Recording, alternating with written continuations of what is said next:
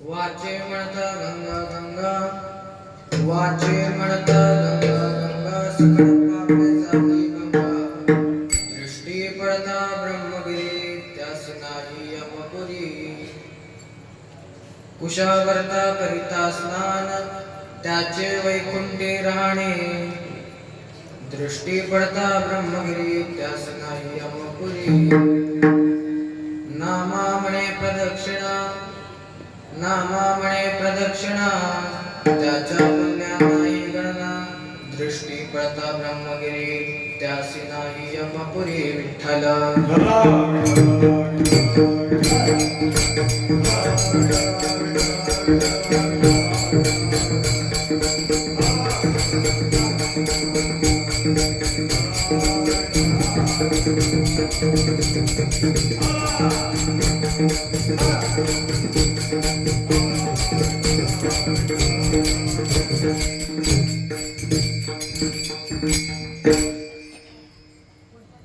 संपाद्य ज्ञानं च विदाय भक्तिं, विलोकितो येन समाधिराजा.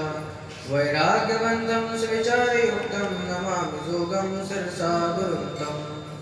महायोगपीठे तटे भीमलज्जां, वरं पुण्डरीकाय दातुं मनीन्द्रैः. समागत्य तिष्ठन्तमानन्दकन्दं, परब्रह्मलिङ्गं भजे पाण्डुरङ्गम्.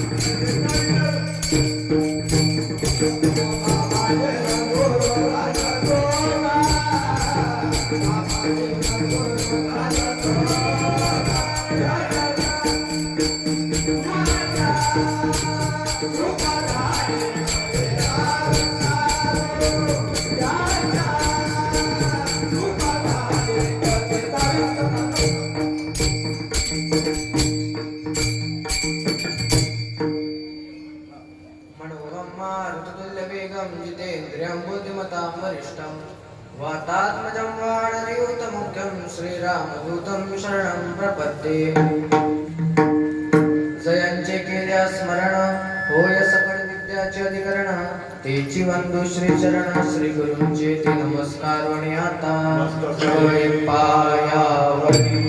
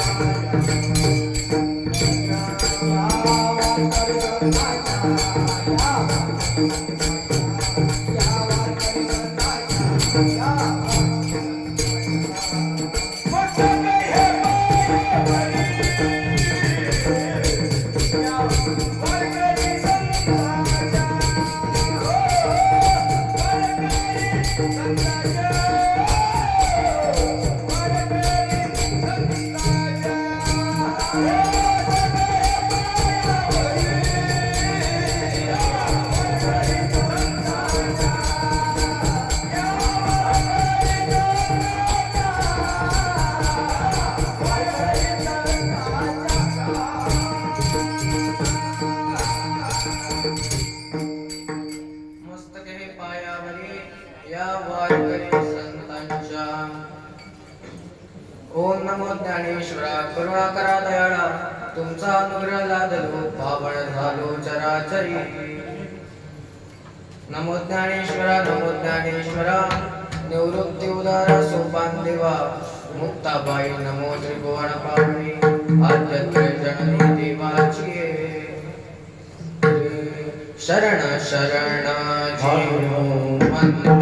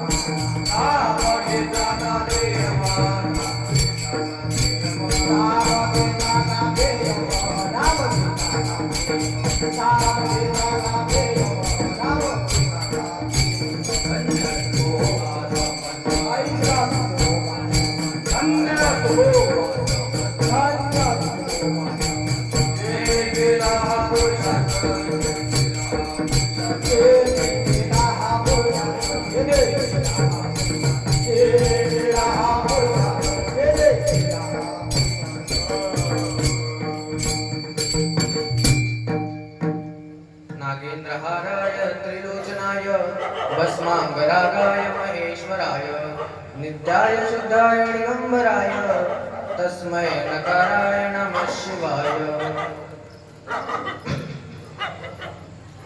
प्रस्तुत प्राप्त प्रसंगी प्राप्त वेळी चिंतन रूपी सेवेकरता घेतलेला अभंग आपल्या सर्वांचे परिचित असणारे पंढरपुरातील श्रेष्ठ श्रीमंत आणि समृद्ध वारकरी संप्रदायामध्ये जे वयानेही श्रेष्ठ आहे आणि ज्ञानानेही श्रेष्ठ आहे असे संत शिरोमणी श्री नामदेव महाराजांचा तीर्थाचं भ्रमण करणारा, तीर्थाचा महिमा सांगणारा आजचा अभंग आहे. विठ्ठल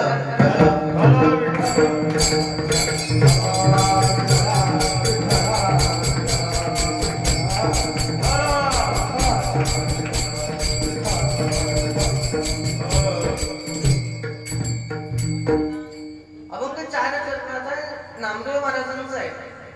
नेमकं नामदेव महाराज कोण आहे आपल्याला पहिले माहित असायला पाहिजे. आपल्या गावामध्ये जे सुरू आहे त्याला एकनाथी भागवतांना आपण सर्व परिचित आहोत. अशी संत मांदियाळी आहे. श्री नाथ बाबा झाले, नामदेव बाबा झाले, माझे ज्ञानोबाराय झाले, माझे तुकोबाराय झाले, यांची एक संत मांदियाळी आहे. आणि ही संत मांदियाळी बहिणाबाई म्हणतात. दुसरं काही नसून एक इमारत आहे. कोणती इमारत आहे तर बहिणाबाई सांगतात संत कृपा झाली इमारत. या संप्रदायाचा पाया ज्ञान आहे. वारकरी संप्रदायाचा पाया ज्ञान आहे. वारकरी संप्रदायाचा कळस तुकाराम महाराज आहे. वारकरी संप्रदायाचा पाया ज्ञान आहे. लक्षात ठेवा, वारकरी संप्रदायाचा पाया ज्ञान आहे, कळस वैराग्य आहे, खांब एकनाथ बाबा आहे आणि ज्याचा विस्तार नामदेव महाराज आहे ते वारकरी संप्रदाय. आता नेमका वारकरी संप्रदाय या संतांनी उभारलेला आहे. परंतु पुढे ज्यांनी आणला आणि तिथून हजारो विद्यार्थी तयार व्हावेत म्हणून ज्यांनी संस्था उभारली ते म्हणजे जोग महाराज. निरोपाराय झाली, निरोपारायनंतर जोग महाराज झाले आणि असं करत आळंदीमध्ये एक संस्था उभी राहिली. त्या संस्थेचं नाव आहे सद्गुरु जोग महाराजांची वारकरी शिक्षण संस्था. आणि त्या संस्थेचा विषय असा आहे का ती फॅक्टरी अशी आहे की जिथून माल तर निघतो पण ना त्या बनवणाऱ्याला पगार आहे, म्हणजे ना शिक्षकाला पगार आहे ना विद्यार्थ्याला फी आहे. आणि त्याच फॅक्टरीतल्या एका पॉकेटामधलाच हे चिप्स आहे. विठ्ठल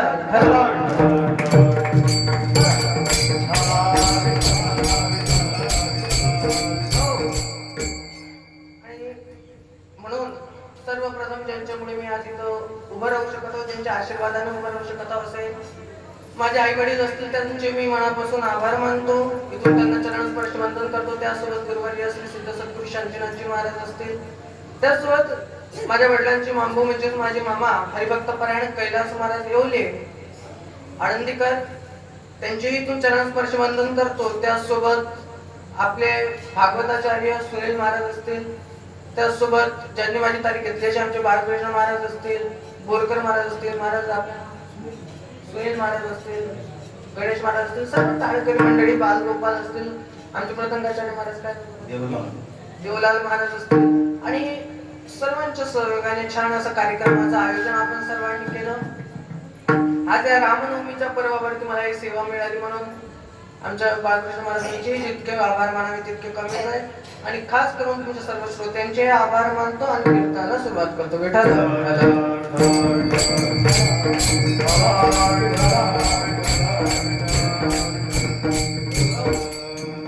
आजच्या कीर्तनात काही कळना मला, पण आल्यापासून काहीतरी विशेष दिसते. मी बोलून जातो ते कसं मनात ठेवलेलं बरं नाही. आजचं आमचे मृदंगाचार्य महाराज झाले महान, आमची वेणेकरी बाबाई झाली महान, आमचे सर्व गायनाचार्य टाळकरी मंडळी झाली महान आणि खास करून बसलेले सर्व श्रोते ही महान. पण कीर्तनकार पडला लहान. विठ्ठल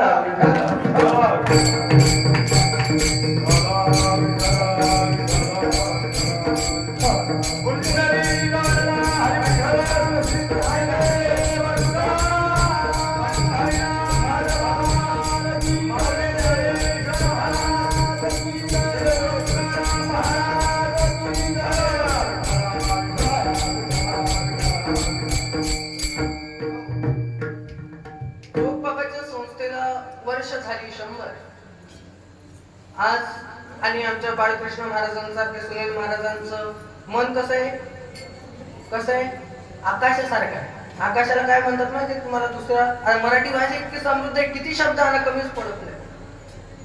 आकाश म्हणजे अंबर आणि आमच्या बाळकृष्ण महाराजांचं भागवताचार्य सुनील महाराजांचं मन कसं आहे? अंबरासारखं आहे. म्हणून यांचं मन आहे अंबर. संस्थेला वर्ष झाली 100 आणि आज सद्गुरूंच्या कृपेने बांधली कंबर. विठ्ठल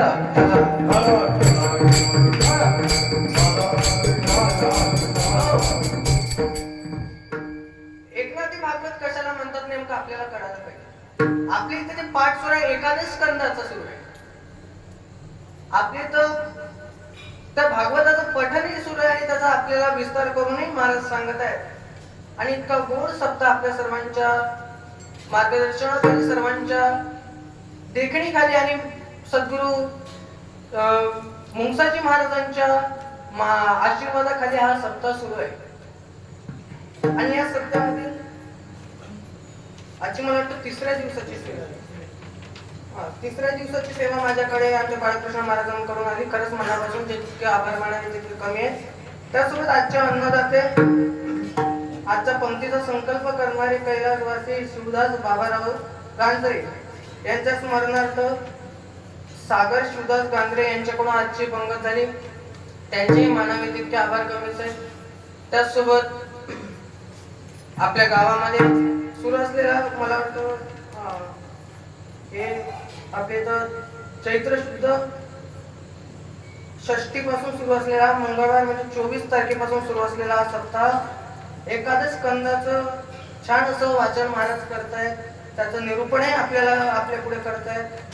आणि ज्या देवस्थानामध्ये सुरू आहे हा कार्यक्रम सुरू आहे अशा आत्मोन्नती आणि विश्वशांती भारतीय सर्व जाती धर्म समभाव संत मुंगसाजी महाराज देवस्थान शेवटी याचे सर्व जे काही ट्रस्टी असतील, अध्यक्ष असतील त्यांचेही मनापासून आभार. आणि मुळात हा सप्ताह जो सुरू आहे संतांच्या धर्ममंडपामध्ये सुरू आहे. हा धर्ममंडप इतका पुण्यवान आहे दादा. आयंदा तुम्हाला सांगतो धर्ममंडप या धर्ममंडपामध्ये कोणाला येता येत नाही. इथे येण्यासाठी नक्कीच पुण्य लागतं. महाराज म्हणतात की बहुत सुकृताची जोडी म्हणून महाराज म्हणतात आमचं इतक्या जन्माचं पुण्य म्हणून आज आम्ही विठ्ठल विठ्ठल करू शकतो. इथे कोणीही येऊ शकत नाही म्हणून इथं आपण देवाचं नामस्मरण केलं पाहिजे. कारण देवाचं नामस्मरण आपल्याला याच देहामध्ये करता येतं. म्हणून सर्वांनी टाळी वाजवत देवाचं नाव घ्यायचंय. विठ्ठल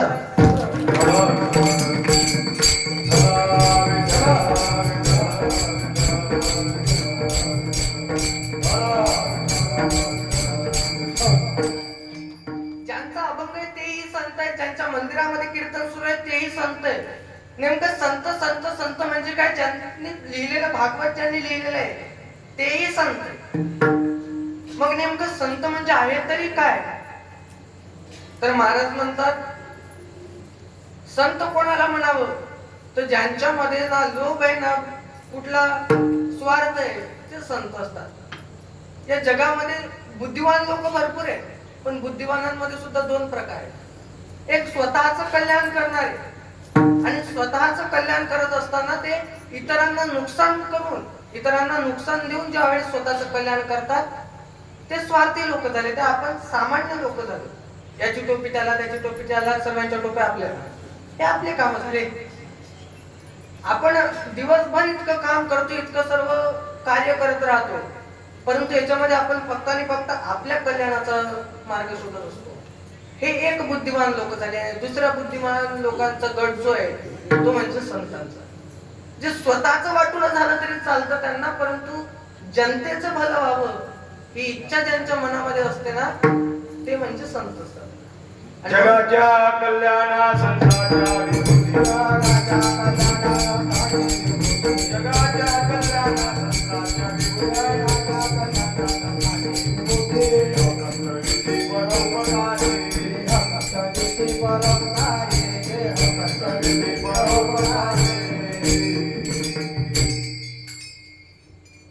आपल्या कल्याणासाठी संत इथे आलेले आहेत. म्हणून मी एक सरळ सरळ एका ओळीत सांगू का संत कशाला म्हणतात? ज्यांच्यामध्ये षड विकारांचा झाला अंत ते म्हणजे खरे संत. विठ्ठल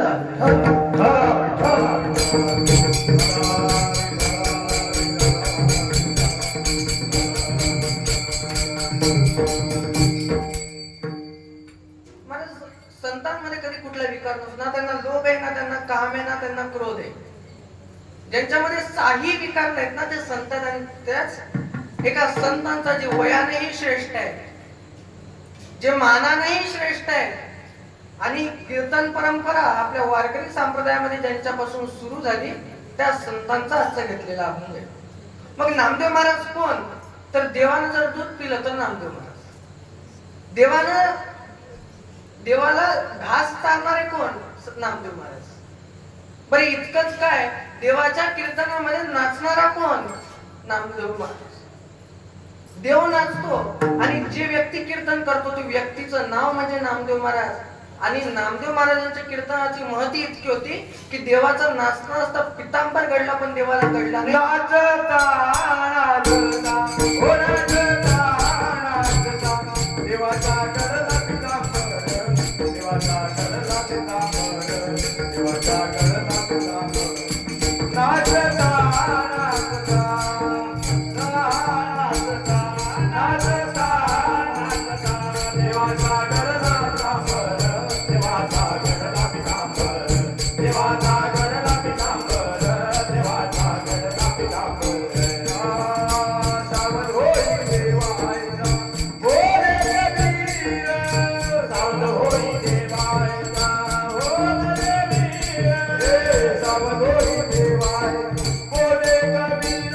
नामदेव कीर्तन करी, हो नामदेव कीर्तन करी, पुढे देवनाचे पांडुरंग, पुढे देवनाचे पांडुरंग, पुढे देवनाचे पांडुरंग.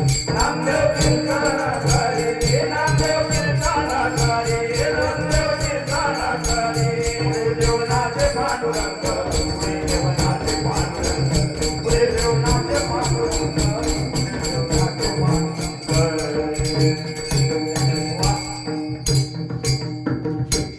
कधी एखाद्या गायन वगैरे चांगलं वाटलं टाळ्या वाजवत. टाळ्या वाजवण्याचा फायदा सांगून तुम्हाला आपापल्या हातापा पहिल्यांदा डाव्या हाताच्या आपल्या पहिल्या आणि दुसऱ्या बोटाच्या मधात नाही का एक रेष आहे, तिला धनरेषा असं ज्योतिष म्हणतात. आता ती रेष जितकी मोठी ना तितका पैसा जास्त असे ज्योतिष सांगतात. मी त्याच्या पुढे जाऊन सांगतो टाळ्या वाजवल्याने ती रेष वाढते आणि पैसा घरी येतो. बोल आता कोण कोण वाजवणार टाळ्या? दाखवा मला.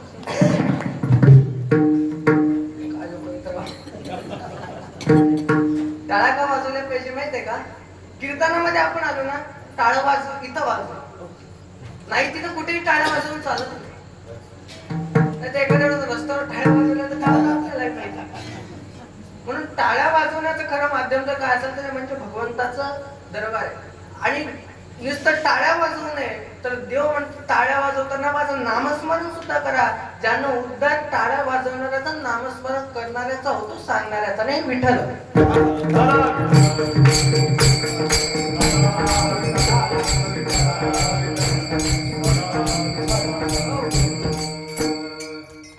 आणि मुळातच आज ज्या निमित्तानं कीर्तन आहे ते म्हणजे रामनवमी. आजची रामनवमी आहे, आपल्या सर्वांना माहित आहे.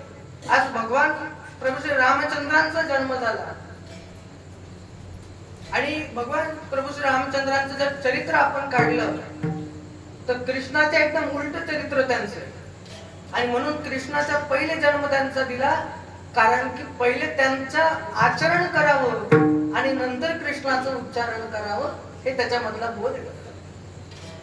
भगवान प्रभू श्री रामचंद्रांसारखं दिक्तो आचरण आपल्याला मुळातच जमणार नाही. कलियुग आहे.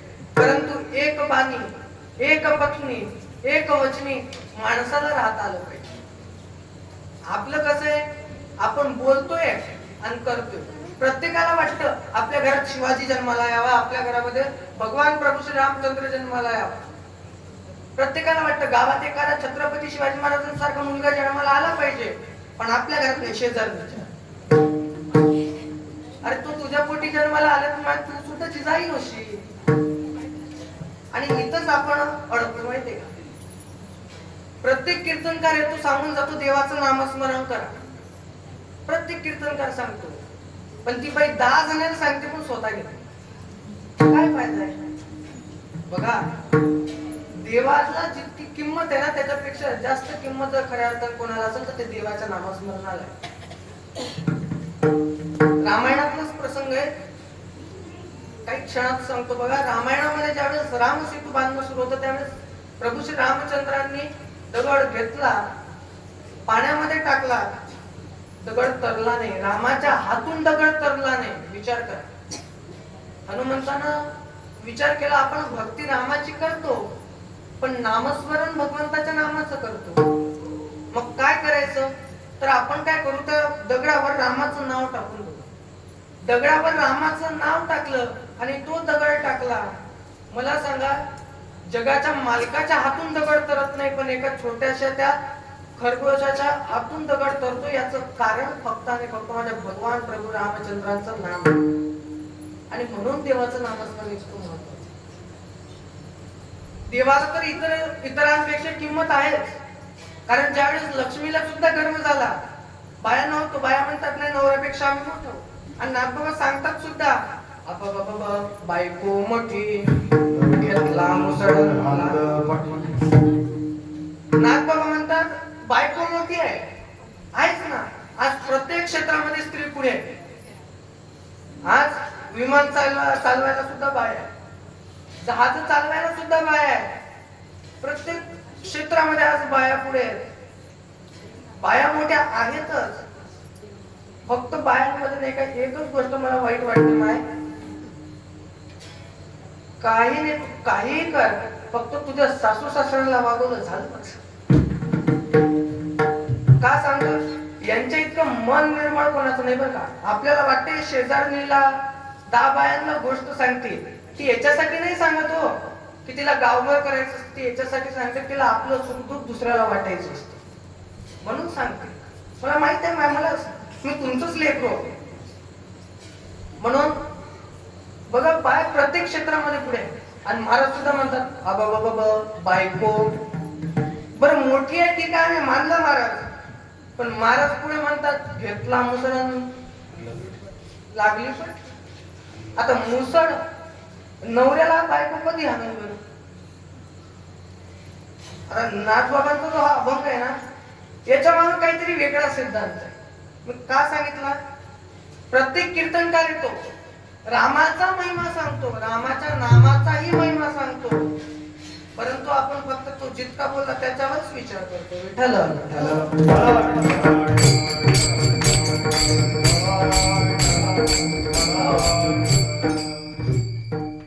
आपण ऐकतो सर्व, परंतु आचरणामध्ये काही आणत नाही. आणि म्हणून आपल्या बुद्धीला ताण पडतो.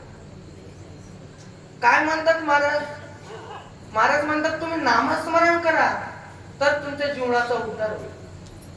कारण जीवनामध्ये जर बघितलं तर पुण्य कमवण्यासाठी अनेक गोष्टी करता येतील, परंतु या कलियुगामध्ये साध्य होणारी आणि सर्वात सोपी गोष्ट जर कुठली असेल तर ती फक्त आणि फक्त नामस्मरण आणि तीर्थाचं भ्रमण आहे.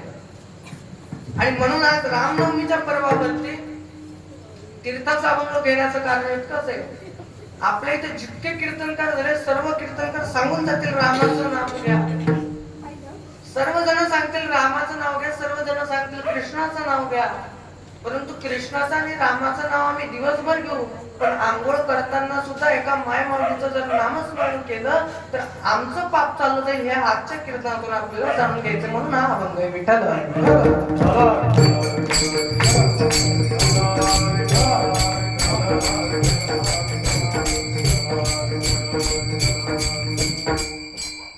या अभंगामध्ये महाराज आम्हाला तीर्थाचा महिमा सांगतात. बरं कुठल्या तीर्थाचं सांगतात तर आपल्या जवळ असणार एका नाशिक तीर्थाचं. नाशिक जवळ त्र्यंबकेश्वर आहे, बरेच जणांना माहिती आहे. त्या त्र्यंबकेश्वर मध्ये नाही का एक नदी आहे, आणि त्या नदीचं जर स्नान आपण केलं, त्या नदीचं स्नान जर आपण केलं तर आपले सर्व पुण्य नाहीसे होतं. बरं महाराज त्र्यंबकेश्वर भलं लांब आहे हो, आमचं नाही जाणं होणार. मग गंगा प्रयाग नाही आहे, ते तर त्याच्यापेक्षा लांब आहे, आमचं तिथेही जाणं होत नाही. बरं नेमकं असं काय होतं नदीमध्ये, का त्या नदीचं नाव घेतलं होतं तर बघा, एक सगर नावाचा राजा होता. काय नाव होतं माय? तुम्ही बोलत नाही असं नाही. तुम्ही जर भांडायला लागला ना अख्ख्या गल्लीत करतो कोणाची सुद्धा, तुम्ही बोलत जा ग माय, तुमचं लेकरू समजून तरी बोला. कोणता राजा होता? सगर राजा. सागर नाही, सगर. म्हणा एक वेळा तुम्ही म्हणल्याशिवाय पुढच आता कशा असला आता असल्या तशा म्हणायचं. कोणता राजा होता? असं सगर राजा होता. त्या सगर राजाला 2 पत्नी होत्या. दोघीलाही मूल नव्हतं. आता दोघीलाही मूल नाही म्हटल्यानंतर त्याला वाटलं की आता पुढचा आपला उत्तराधिकारी कोण होईल. त्यानं विनंती केली देवाकडे. देवानं सांगितलं तुला प्राप्त होईल मुलं, परंतु एका पत्नीच्या पोटी 66,000 मुलं होतील आणि एका पत्नीला फक्त एक मुलगा होईल जो तुझा वंश चालवेने 66,000चा वंश चालला. त्यानंतर ऋषीचं ऐकलं, ते यज्ञ वगैरे केलं, त्याच्या दोन्ही पत्नींना मुलं झाले. एकीला 66,000 झाले. आता ऐकायला वेगळं वाटतं, 66,000 हा काही छोटा आकडा नाही, परंतु 66,000 एक मुलं एका पत्नीला झाले. आणि ते मुलं झाल्यानंतर जेव्हा ते मुलं मोठे झाले आणि राज्यात 66,000 मुलं म्हटल्यानंतर किती मोठं राज्य, पूर्ण राज्य भारताचं त्या सगळं राजाकडे. आणि त्याने विचार केला की आता आपल्याला इंद्रपदाला जायला वेळ लागणार नाही, आपल्याला 100 अश्वमेध यज्ञ करावे लागतील. मुलांनी सर्व तयारी केली अश्वमेध यज्ञाची. अश्वमेध यज्ञ करायचं होतं. यज्ञाची तयारी झाली, 99 यज्ञ झाले. शेवटच्या एका यज्ञाच्या वेळेस आता इंद्राच्या डोक्यामध्ये राग भरायला लागला, त्याला चिंता वाटायला लागली.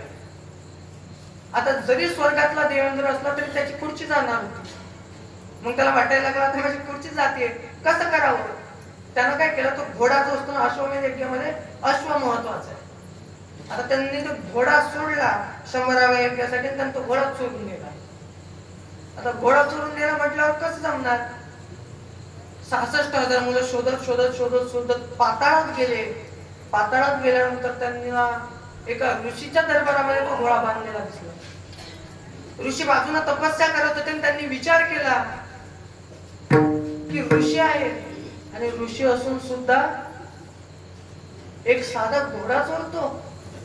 त्यांनी विचार केला आणि विचार केल्यानंतर जेव्हा त्यांचं डोकं संतापलं की एक यज्ञ राहिला आणि या ऋषीला घोडा चोरल्यामुळे तो यज्ञ बाकी आहे, त्यांनी त्या ऋषीला शिव्या द्यायला सुरुवात काय केली. दाढी काय ओढ, त्याचे केस काय ओढ. आणि माणसांची सवय अशी आहे की माणसं एक वेळा मोठे झाले की येड्यावानी करतात. आता 66,000 मुलं होते, त्यातल्या त्यात बाप आता इंद्रपदाला जाणार होता. मग आता इतकं मोठं झाल्यानंतर ते एड्यावानी करायला लागले, त्या ऋषीला मारायला लागले, शिव्या द्यायला लागले.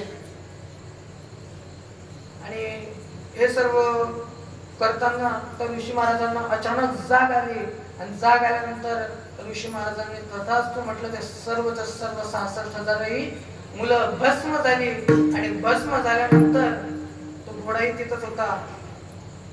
आता काय करायचं? घोडा सापडत नाही, 66,000 मुलंही सापडत नाही. मग आता काय करायचं? सगर राजाने शोध घेतला पण काही सापडलं नाही.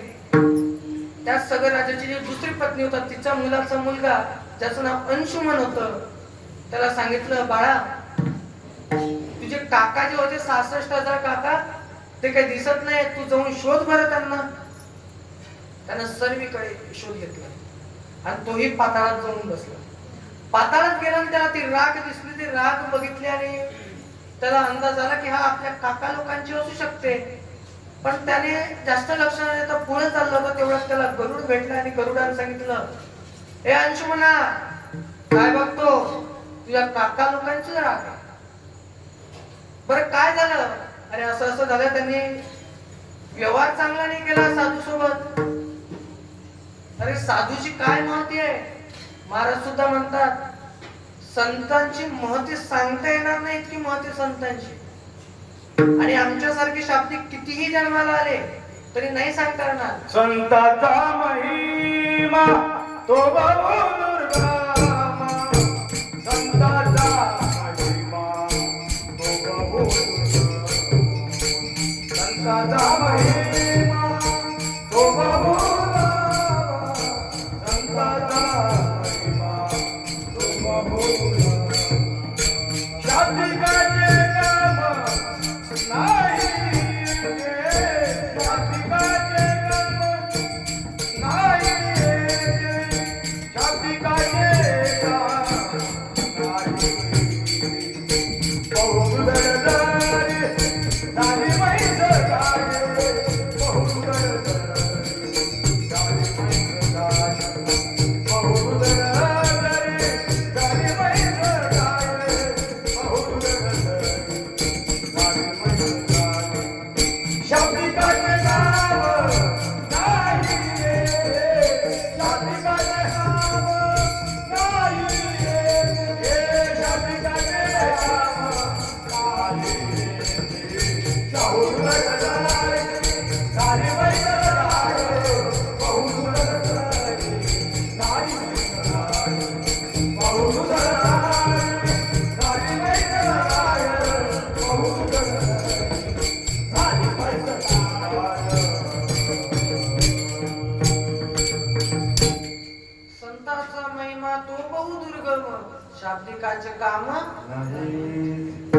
महाराज म्हणतात, आमच्यासारखे शाब्दिक, आता मी इतकं कीर्तन करतो, इतकं बोलेल, मी कितीही संतांचं वर्णन केलं ना तरी संतांचं वर्णन पूर्ण होणार नाही, इतकी महती संतांची जास्त. आणि तशा साधूचा अपमान केल्यामुळे मग आता ते 66,000 राग झाली. त्याने विचार केला की आता यांचा उद्धार करायचा, कसा करायचा. त्या गरुडाला सांगितलं, यांचा उद्धार करायचा ना, तू असं कर, इथं गंगेला आणि गंगेमध्ये ज्यावेळेस त्यांची राख जाईल त्यावेळेस त्यांचा उद्धार होईल. मग त्यानं प्रयत्न केला, त्याने विनंती केली देवाकडे, देवा गंगेला आणायचं. मग काय करायचं? तू तप कर. त्यानं तप करायला सुरू केला आणि तप करता करता तो मरण पावला. त्याचा मुलगा दिलीप राजाने तप केला, दिलीप राजाही मरण पावला. आणि त्याच्यानंतर त्याचा मुलगा आला, त्याचं नाव भागीरथ. आणि त्या भागीरथाचा तप जेव्हा यशस्वी झाला त्यावेळेस गंगेने सांगितलं, मी तर येतो पण माझा वेग इतका आहे, मी जर स्वर्गातून डायरेक्ट इथं आले तर सरळ पृथ्वीला भेग पाडून पाताळात जाईल, इतका वेग माझा आहे. मग काय करायचं? तू असं कर, तू भगवान शंकरांकडे विनंती कर की त्यांनी मला त्यांच्या डोक्यावरती आणावं. आणि म्हणून भगवान शंकरांच्या डोक्यावरती गंगा आहे. आणि भगवान शंकरांकडे विनंती केली, भगीरथाची विनंती पूर्ण झाली. आणि ज्यावेळेस विनंती पूर्ण झाली, डोक्यावरती गंगा आणली आणि त्या पाताळामधून जेव्हा ती गंगा नेत होते ती गंगा नेता नेता त्या सर्वांची राख त्याच्यामध्ये विसर्जित केली मंत्रयुक्त पद्धतीने, आणि तिथून पुढे मग नंतर ती गंगा अशी वाहत वाहत तिकडे प्रयागला वगैरे पुढे गेली. आता काही लोक म्हणतील महाराज तुम्ही प्रयागचं नाही, तुम्ही तर त्र्यंबकेश्वर बोलले होते. त्र्यंबकेश्वरला कशी आली होणार गंगा? तर आता भगवान शंकरांच्या डोक्यामध्ये गंगा होती आणि बायांचा स्वभाव संशय घेतला. देवाच्या बाईने नाही सोडलं, तुमचं काय धरून बसतं? पार्वती मातेने संशय घेतला. पार्वती माता म्हणली गणपतीला, ए गणपती, तुझे पप्पा जरा जास्त इकडे तिकडे राहतात रे, माझ्याकडे तर बघून सुद्धा बघत नाहीत, मला इग्नोर करतात सरळ. नेमकं काय चालू काय? जेव्हापासून त्यांनी डोक्यावर गंगा घेतली ना तेव्हापासून त्यांचं डोकं येडं झालं. हा गणपती हुशार होता, तो सर्वांचं दुःख ऐकतो म्हणून त्याचे कान मोठे आहेत, सर्वांचं दुःख पोटात पचवतो म्हणून पोट मोठं आहे, आणि सर्वांकडे बारीक नजरेने पाहतो म्हणून डोळे बरे. ते गाणं पण आहे ना, एक फकीर खान खूप छान म्हणतो, काय काय केलंस भल्या माणसा देवाला सारे कळते र, पाप करुणी पापी म्हण हे सैरा वैरा पळते र, काय काय केलंस भल्या माणसा देवाला सार कळते. देवाला सारं करतात ते बारीक नजरेनं पाहत तुम्ही काय काय करता असा विचार नका करू. अहो ज्यावेळेस रामाला विचारण्यात आलं, राम प्रभू तुम्ही वनवासाला जात असताना रडत का जात नाही, तुम्ही तर वडिलांपासून लांब चालले. बघितलं तर तो देव होता, त्याला काही ताण नव्हता, पण त्याचं उत्तर गोड होतं, मी मागे बघून जर हसलो, मी मागे बघून जर रडलो, मी का हसत चाललो. त्याचं उत्तर ज्यावेळेस लक्ष्मणाला प्रभू श्री रामचंद्रांनी दिलं, तर प्रभू श्री रामचंद्र सांगतात की मी मागे बघून जर रडलो ना लक्ष्मणा, तर माझ्या दशरथाला वाटेल माझ्यामुळे माझा मुलगा रडतोय आणि वनवासाला जातो. मी जर पुढे बघून जर रडलो ना, तर त्या रावणाला वाटेल मला मारायला जो येतोय तो रडत रडत येतोय. आणि जर मी आजूबाजूला बघितलं तर लोक म्हणतील जगाचा मालक रडतोय, आपलं काही खरं नाही. कारण जगाचा मालक कशासाठी अवतार घेतो, तर महाराज म्हणतात गीतेमध्ये सुद्धा वर्णन आहे, यदा यदा हि धर्मस्य ग्लानिर्भवति भारत अभ्युत्थानम धर्मस्य तदात्मानं. ज्या ज्या वेळेस या पृथ्वीवरती पाप तयार होतं त्या त्या वेळेस भगवंत तिथे जन्म घेतात. आणि मी जर आजूबाजूला बघून जर रडलो, ते लोक म्हणतील काय देवाने जन्म घेतला. यांनी जर रडायला सुरुवात केली तर आपण तरी कसं पापातून निवारायचं. लक्ष्मण हुशार होता, लक्ष्मणला देवा खाली बघून राम प्रभू म्हणले, अरे खाली कोण आहे बघ, धरती माता. आणि खाली बघून जर रडलो तर माझी सासू म्हणाल की कसा जवळ रडका जवळ बाहेर जाताना साधा रडतोय.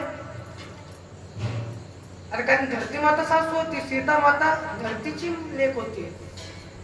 लक्ष्मण त्याचा पुढे होता. लक्ष्मण सर्व दिशा झाली, वरची राहिली, वर कोणीच नाही. आज तूच सर्वात वरचा आहे म्हणलं, वर कोण आहे. प्रभू श्री रामचंद्र बोलले, वर सूर्य भगवान आहे. सूर्य भगवान म्हणतील की अरे काय रडतो, जगाचा पालक आहेस तू, आणि तू जर रडायला लागला तर आम्ही तरी कसं उजळायचं. आणि म्हणून बघा आपल्या घरामध्ये ज्यावेळेस आपला बाप, ज्यावेळेस आपल्या घरामध्ये आपला मालक, आपला बाप, आपला नवरा ज्यावेळेस हसून असतो ना, त्यावेळेस सर्व घर आनंदी असतं. पण साधं एक दिवस जरी बापाचं तोंड पडलं ना तरी आपल्या आईला चिंता होते. याचं कारण आहे दादा, जोपर्यंत सूर्यासारखा मालक जोपर्यंत प्रकाश देतो ना तोपर्यंत आनंद वाटतो. ज्या दिवशी तो प्रकाश चालला जातो त्या दिवशी किती अंधार जीवनामध्ये वाहतोय ज्याचं त्याला माहित असते. एक वेळा भजन करा विठ्ठल.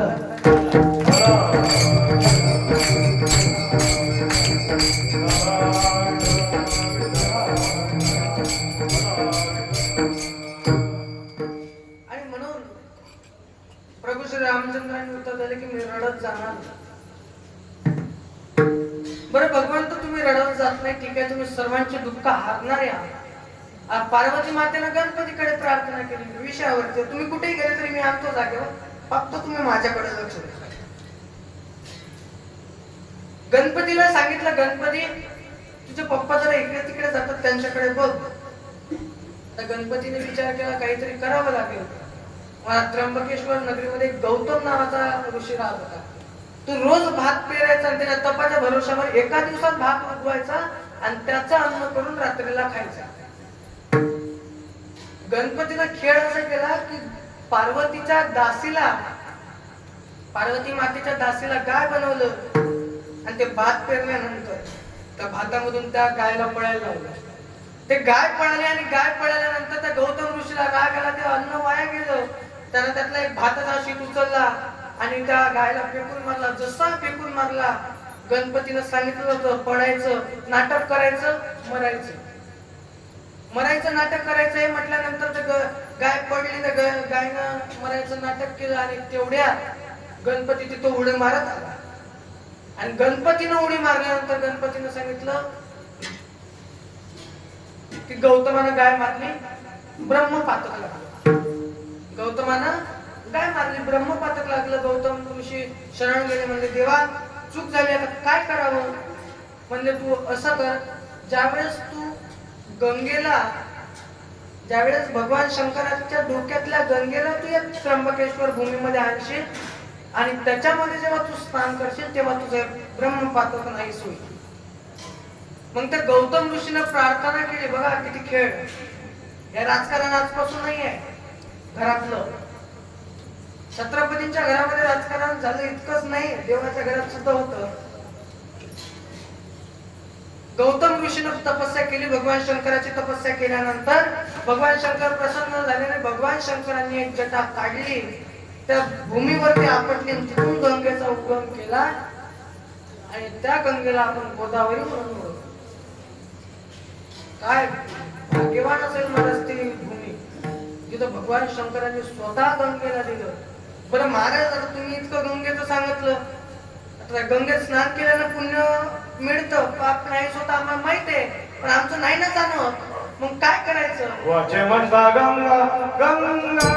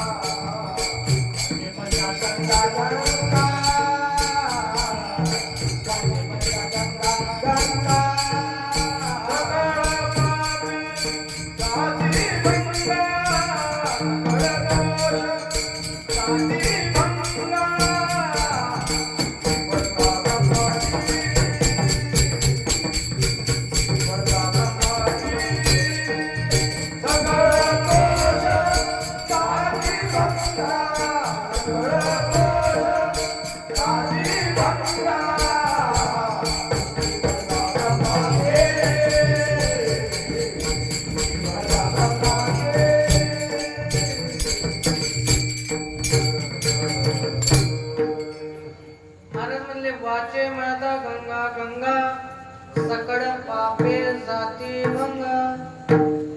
महाराज म्हणले तुम्ही मुखानं साधं गंगा गंगा जरी म्हटलं तरी सुद्धा तुमचं पाप नाहीच होईल. नाही तुम्हाला गंगेमध्ये स्नान करायला जायची गरज. तुम्ही साधं गंगेचं नामस्मरण जरी आंघोळ करताना केलं तरी तुमचं पाप नाहीच होईल. आणि म्हणून जुन्या लोकांना आपण जे आंघोळ करायचं भांड होतं त्याला नाव काय ठेवतो माहिती. मी तुम्हालाच विचारतो बरं का, तुम्ही सांगा. मी चुकून सुद्धा बायांना सहसा जास्त बोलत नाही. बायांना, लहान पोरांना, दारुड्या चुकून सुद्धा नादी लागला. कानाला हात लावतो का माहितीये का.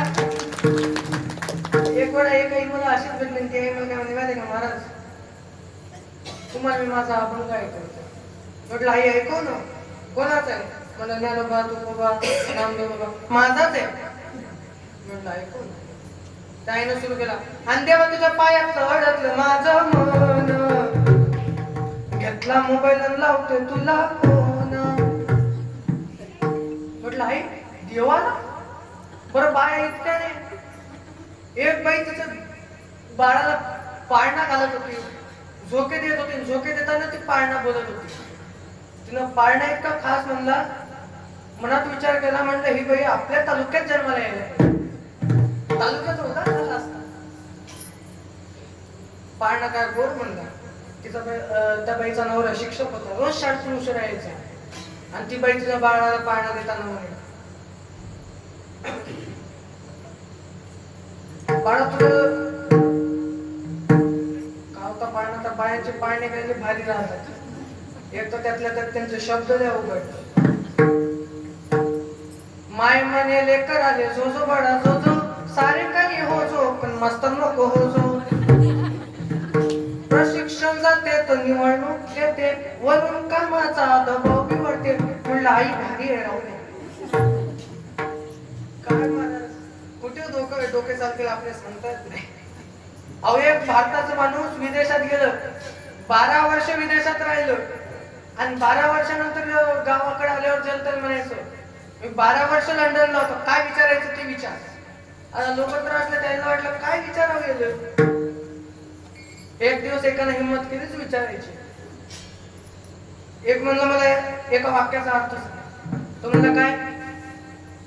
टप गुडगुड गुडगुड पट पट पट. कळलं नाही नेमकं आहे काय. त्याच्यावर खवडलं. आणि हे काय म्हणलं? काय म्हणलं टप गुडगुड पट.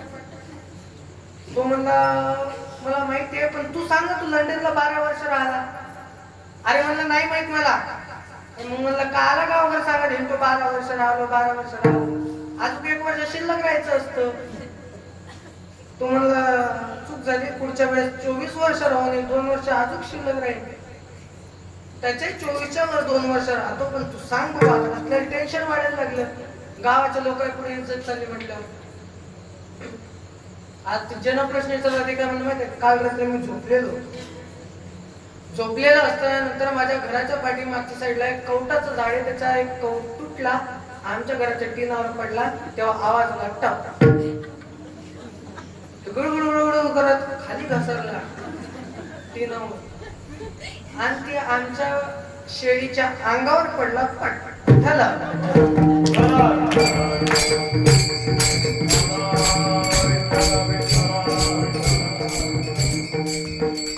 आपली अवस्था तशी झाली. मला सर्व येतं, पण विचारल्यावर काय झालं. तुम्हाला खरं सांगू, जगामध्ये कितीही विद्वान माणूस असू द्या, एखादा व्यक्ती मृदंगात तज्ञ, एखादा व्यक्ती गायनात तज्ञ, एखादा व्यक्ती गणितात तज्ञ आहे, एखादा व्यक्ती विज्ञानात तज्ञ आहे, पण खरं सांगू या जगाचा मालक माझा भगवान सर्वज्ञ आहे. हा जगाचा मालक सर्वज्ञ आहे. तो सर्व जाणतो. हे सर्व लीला त्याची. मला सांगा 550 वर्ष माझा भगवंत वनवासात राहिला. का होतंय? ही लीला होती. का तर कलियुगामध्ये सुद्धा भगवंताचा प्रचार व्हावा म्हणून 550 वर्षानंतर का होईना पण भगवंताचं मंदिर झालंच अयोध्येला. म्हणून तुम्हाला सांगू त्यावेळेस तरी 14 वर्ष होता. यावेळेस 550 वर्षानंतर मंदिर झालं. आणि भारत भूमीमध्ये आपल्याला भगवंताचे अवतार पाहायला मिळतात. याच्यापेक्षा आपलं भाग्य काय आहे? आणि अशा या पवित्र भारत देशामध्ये मला वाईट वाटतं कधी कधी की लोक दारू पितात, व्यसन करतात. लोकांचं म्हणजे का करतात तेही कळत नाही बरं का. एकाला विचारलं जरा तू दारू का पितो? तो म्हणला बायको सोडून गेली म्हणून. बायको का सोडून गेली? म्हणलं दारू पितो म्हणून. आता काय बोलता बरं. तर दारूच्या पायी लोक इतके येडे झाले. एक जण दारू पिताना गेलं, लगवील बसलं ते त्या नशेच्या नादानात नाही का, तर लक्षात राहिलं नाही गुंडी कुठं लावायची. पॅन्टची गुंडी. त्यावेळेस पहिल्या काळात पैठ म्हणून तर लक्षात आलं नाही आता नेमकं काय करावं. ते असं वाकलं आणि तसंच वाकून राहिलं. 5 मिनिटांनी एक गाडी तिथून गेली, त्याने उचललं, त्याला गाडीत टाकलं कारण जालन्याला चांगल्या दवाखान्यात दाखवलं. डॉक्टर म्हणजे ताण घेऊ नका, त्याला काहीच झालं नाही. आता ते होतं नसेल ते म्हणलं मला कुणाच होतं ते म्हणलं डॉक्टर जा कस काय झालं म्हणत नाही सरळ होता येईल. डॉक्टर म्हणजे तुम्ही पहिले शांत व्हा, तुम्ही नशेमध्ये या. तुमचं काय झालं नशेमध्ये नाही का पॅन्टची कुठली शर्ट आली काय बोलता. आमचे इंगळे बाबा सांगायचे, इंगळे बाबाचं पुस्तकात वाचलं होतं मी मुळात, माणसानं चुकून सुद्धा दारुड्याच्या नादी लागू नये. दारुडे कधी काय बोलतील काय सांगतील शपथ. अहो दादा एखाद्या दारू 100 भजनी असू द्या आणि एक दारुडे असू द्या तरी डायरेक्ट म्हणतो दम असेल तर एक गुट घ्या. आता माळा त्याच्यासाठी घातलाय का, मी गंध त्याच्यासाठी लावला का, काय कळलं ना. म्हणून चुकून सुद्धा त्यांच्या बी नादी लागत नाही. हे बालगोपाळ आता वर बसले वर आहे. आनंद वाटला तुमच्या गावामध्ये मुलं उभे राहतात. टाळ्या वाजवाय कळा यांच्यासाठी. खरंच या वयामध्ये टाळी घेऊन उभं राहणं, कीर्तनामध्ये उभं राहणं खूप स्वाभिमानाची आणि आपल्या गावासाठी अभिमानाची गोष्ट आहे. तेच स्वतःसाठी त्यांना स्वाभिमानाची गोष्ट आहे की मी कीर्तनामध्ये उभं राहतो. आज मी कीर्तन करतोय माझ्यासाठी तर स्वाभिमानाची गोष्ट आहे. पण ज्या धरतीमध्ये मी, ज्या जिल्ह्यामध्ये, ज्या महाराष्ट्रामध्ये, ज्या गावामध्ये मी जन्माला आलो त्या मातीला सुद्धा आज माझ्यासारखी मुलं या व्यासपीठावरती दिसल्यानंतर अभिमान होत असेल याचा मला नक्कीच अंदाज आहे.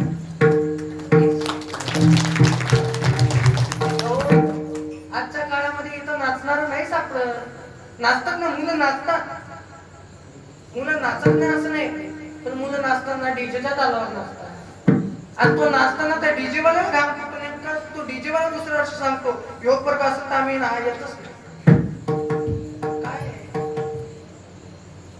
आजकाल वाईट परिस्थिती. आज रामनवमी, आज बऱ्याचशा ठिकाणी डीजे मला वाईट वाटतं कधी कधी की ज्या प्रभू श्री रामचंद्रांनी मर्यादाचं उल्लंघन कधी केलं नाही, नेहमी मर्यादेमध्ये राहिले, त्या प्रभू श्री रामचंद्रांच्या जन्मोत्सवानिमित्त आज आपण डीजे बोलवतो. आणि डीजे बोलवून बरं ठीक आहे तर देवाचे गाणे वाजले तर, पण आपण त्याच डीजे वरती विचित्रसे गाणे लावून दारू पिऊन नाचतो. याच्यापेक्षा दुर्भाग्य काय आहे भारत. अरे या देहामध्ये आपल्याला जन्म मिळालेला आहे, इथंच करता येईल विभाजन. हे जन्म आपला जन्म गेल्यानंतर नाही जमत. एखादं पुत्र होत्या तर मगाशी एक पुत्र असतं, पुत्र झाल्यावर देवदेव करायची इच्छा झाली तरी लोक हाकलतात. वाईट वाटतं कधी कधी. एक दगड जर मंदिरामध्ये गेला तर देव होतो, पण माणसं रोज मंदिरात जातात पण दगडच राहतात. ही शोकांतिक आहे. याच्यापेक्षा वाईट काय आहे. आनंद वाटला तुमच्या गावचे टाळ वगैरे घेऊन उभे राहिले. त्याच्या एक पोरं असंच कीर्तनात बसल्यानंतर म्हणलं दादा आता कलर करत होतं विक्षेप धरा. मी सहज म्हणलं गप बस ना जरासा. ते म्हणलं तूच गप बस. मी म्हटलं मी गप बसलो तर कीर्तन कोण करल. एका घराच्या घरी कीर्तनाच्या आधी जेवण होतं, त्याच्या घरी जाऊन बसलो. आता टीव्हीवर जरा कार्टून लावलं. कार्टून लावलं तर म्हटलं दादा जरा रिमोट दे, दुसरं काही लावते. म्हटलं मला काय पाहायला आवडायला नाही. तुम्हाला काय म्हणलं माहितीये का महाराज, हा बा माझं कार्टून सुरू आहे. म्हटलं बाबा जरा पाहू दे ना.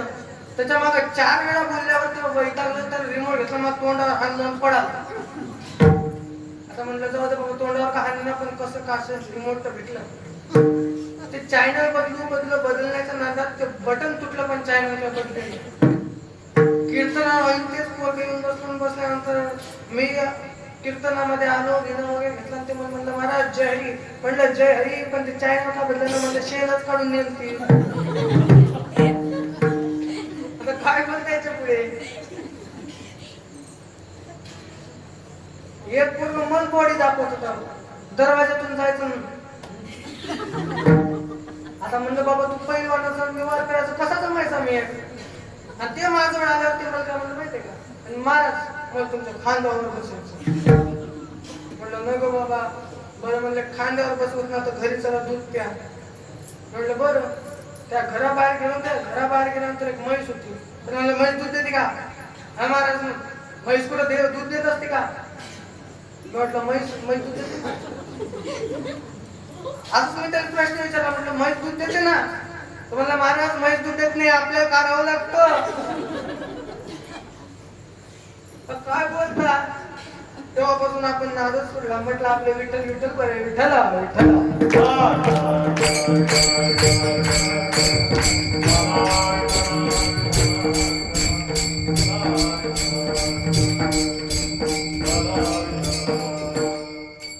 म्हणून माझी विनंती, आपल्या गावाचं भाग्य आहे की रामनवमी हनुमान जन्मोत्सवानिमित्त सप्ताह होता, आपल्या गावाचं भाग्य आहे. आणि म्हणून महाराज म्हणतात की तुम्ही साधं गंगेचं नाव जरी घेतलं तरी तुमचं पुण्य, तुम्हाला पुण्य भेटेल, पाप नाही सोड. त्या विषयाकडे या. आपल्या जुन्या लोकांनी ते नाव ठेवलं होतं, ते भांडण काय म्हणत होते मला माहित नाही, म्हणून विचारतो. सांगा ना. गंगा म्हणायची माहिती तुम्हाला? तुम्हाला माहिती काय गंगा? माहित आहे का गंगा? आंघोळ करायचं ते पितळ्याचा गंगाळावर मला जंग लागला, जंग. वरच्या त्या याच्यावरून खाली सुद्धा आणत नाही आपण. फक्त लग्न बिग्न काही असलं की खाली काढतो, बरं ते खाली बी काढतो तर आंघोळ नाही, त्यात पाणी टाकून फुलं टाकून सजवून ठेवतात, म्हणजे फुलालाच आंघोळ बोलतो. त्याला नाव देण्यामागचं कारण माहितीये का? माहिती?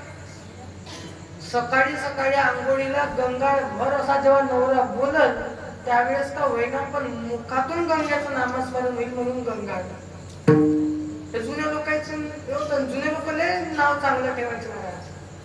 आता ते गंगा गेलं आता ते बाटली, ती बाटली आली आणि बाटलीच बाटलेली तर कधी शुद्ध करायची आपल्याला? आता बोला ना. लोक काय काय नाव ठेवतात काय कळलं ना बघ.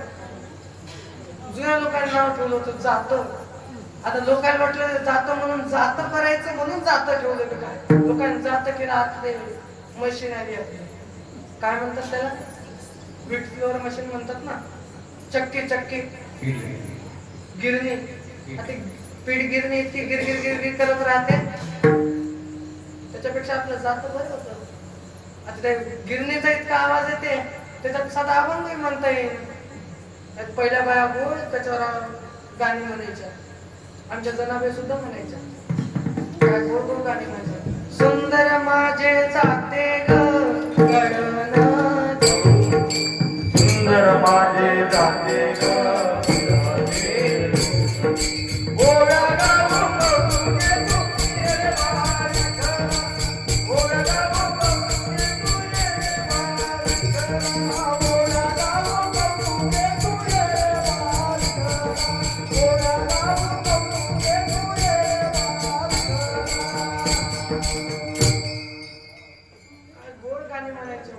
सुंदर माझे जाते ग फिरते बहुतेक. आता आजकालचे गाणे भारी आहेत. गाणं काय थांब आहे का? एक गाणं मला वाटतं गेल्या 4 वर्षापासून निघालं, मला आणखीन कळालं नाही. ते कच्चा बदाम म्हणून पका बदाम काय गाणं आहे? एक गाणं तर भारी वाटलं मला. ते काय कांद्याचं गाणं होतं नाही काहीतरी मागं निघाली. कचकच कांदा कापताना सुनेत तर बोट वाचवली. अरे पण बाबा कशाला वाचवली? गेली असती तर बरी असती. काय गाणे आहेत महाराज. एखाद्या दिवशी गाणी लिहिणारे मला भेटू द्या. खरंच घेऊ येतो कधी कधी यांच्या विचारांची दया वाटते कधी कधी. काय गाणे बनवतात. अरे तुम्ही बनवलेले गाणे 8 दिवस ट्रेंडिंगला जातील, 15 दिवस ट्रेंडिंगला जातील, वर्षभर ट्रेंडिंगला जातील. पण आमच्या संतांनी लिहिलेले अभंग 350 750 वर्षापासून आता एक ट्रेंडिंग आहे. ते ताकद आमच्या संतांमध्ये.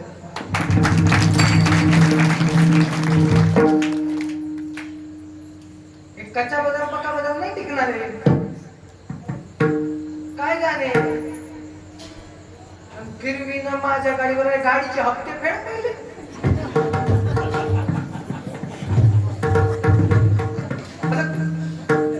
काय विचित्र वाटतं मला. अरे प्रेम याला नाही म्हणत तुम्ही जे करता ते. प्रेम कशाला म्हणावं. माझ्या दादाई साहेबांना माझ्या श्रीकृष्णावर केलं ते प्रेम. भगवान प्रभू रामचंद्रांवर सीता मातेला केलं ते प्रेम. आई लेकरावर करते ते प्रेम, देशातले सैनिक भारत मातेवर करतात ते प्रेम, आणि भक्त मंडळी देवावर करतात ते प्रेम आहे. त्याला प्रेम म्हणतो नाही, आजकालचं प्रेम आहे काय? या व्हॅलेंटाईन डे ला एक तर दुसऱ्याला दुसरीच असती. अरे आपलं 8 दिवसात बदलणार प्रेम आहे. हे प्रेम नाही, वासना आहे. तुम्हाला खरं सांगू, हे संसार म्हणजे वांझेचं झाड, त्याला फळही नाही आणि फुलही नाही. पण त्या वांझेच्या झाडाला सुद्धा फळ आणि फुल येऊ शकतं जर त्याला साथ तुम्ही परमार्थाची दिली तर. म्हणून सर्वांनी हात बरं. मग आता तुमच्या या वांझेच्या झाडाला तुम्हाला परमार्थाची जोड द्यायची का नाही? द्यायची का नाही? बोला ना. बरं मला सांगा, मी तुमचा धुरा उकरीला का? बरं टाळ्या मीच वाजव, बोलू मीच, हसू मीच, म्हणजे काय उधळ वगैरे दिला का तुम्ही? काही मी काय मुकादम नाही. तुम्ही बोलत तर तुम्हाला परमार्थाशी जोडी करायची संसाराची हो तरी म्हणा. चला तुमचे तोंड कोण समजलं करायचे. हात वर करा, हात वर करा, हात वर करा सर्वांनी. मग सर्व दिसतात बरं. एकाचा हात खाली नसला पाहिजे. सर्वांनी वेळ करा. विठोबार कुमारी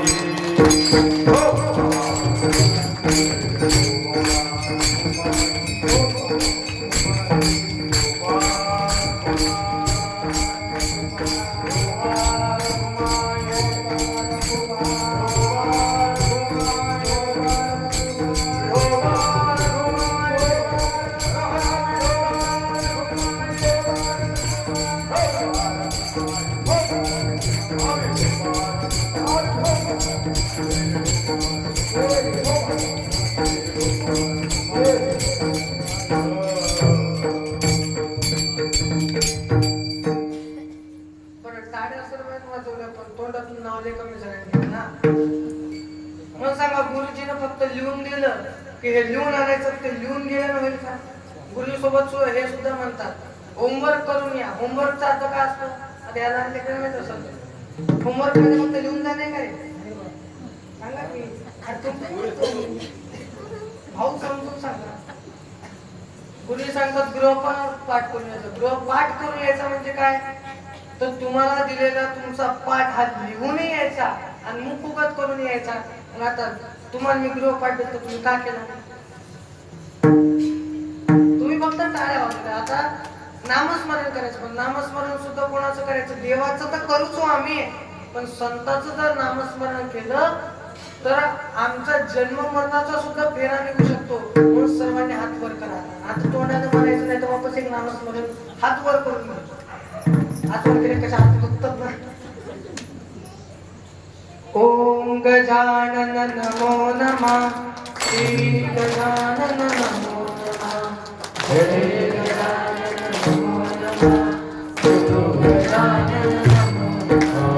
ओम गजानन नमो नमः, श्री गजानन नमो नमः, जय गजानन नमो नमः, गुरु गजानन नमो नमः.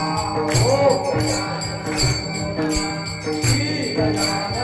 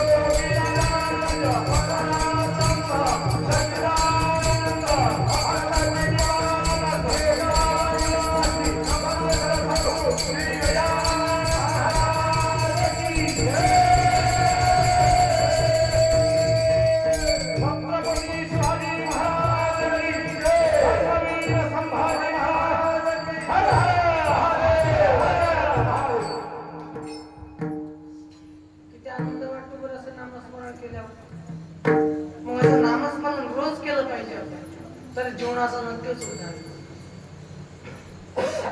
आता तुम्ही नामस्मरण केलं, परमार्थाची जर अशी जोड लावली ना आपण, तर या वांजेच्या झाडाला सुद्धा फळ फुले. बरं महाराज आम्ही परमार्थाची जोड लावू, पण आता तुम्ही बोलले ना गंगेचं नामस्मरण करत करत तुम्ही त्र्यंबकेश्वरला जा.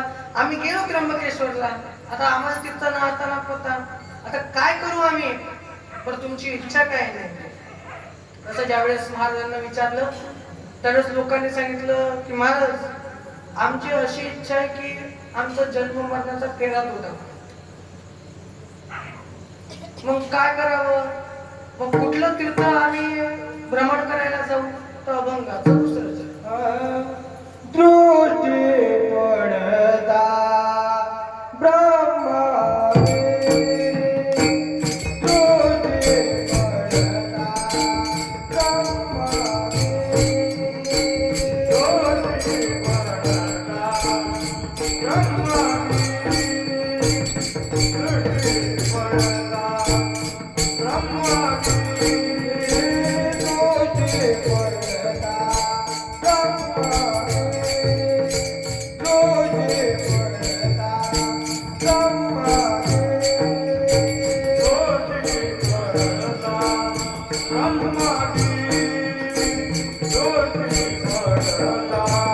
ब्रह्मावे,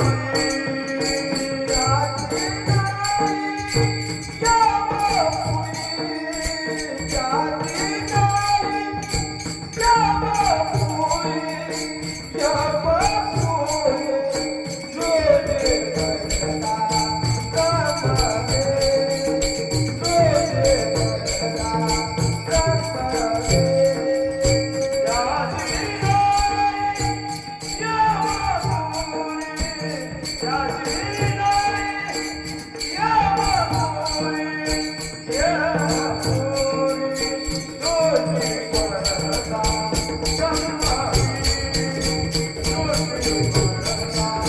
ब्रह्मावे,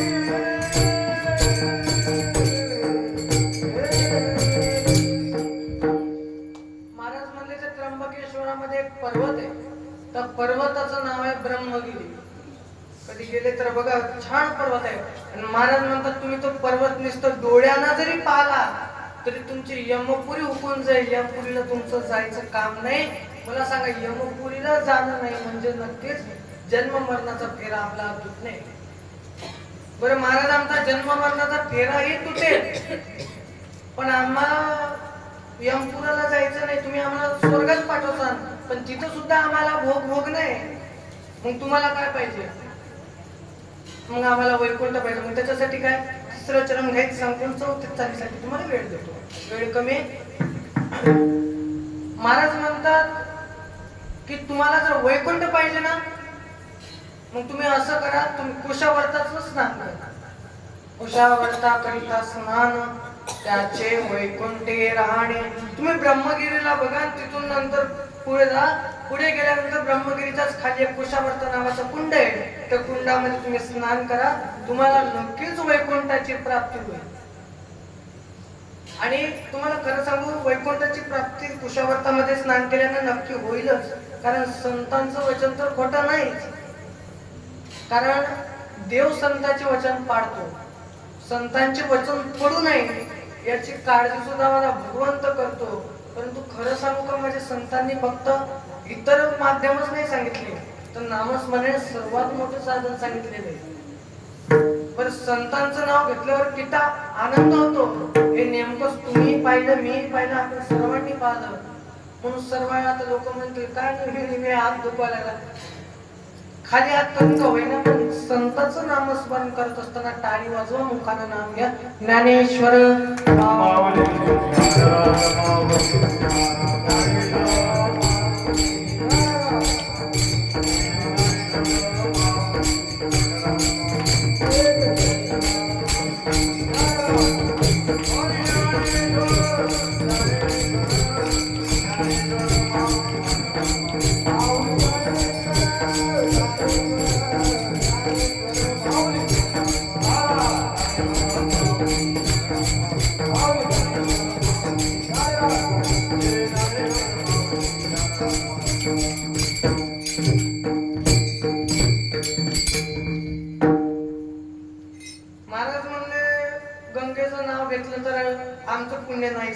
ठीक आहे, आम्ही ऐकलं महाराज, आम्ही गंगेचं नाव घेतलं, आम्ही ब्रह्मगिरी पर्वतालाही बघितलं, आम्ही कुशावर्तामध्ये स्नानही केलं. आता इतकं सर्व झालं, आम्हाला वैकुंठ मिळाला, यमपुरी हुकली आणि आमचं पापही नाहीसं झालं. इतकं सर्व झालं, आता मला सांगा प्रश्न उरतो का?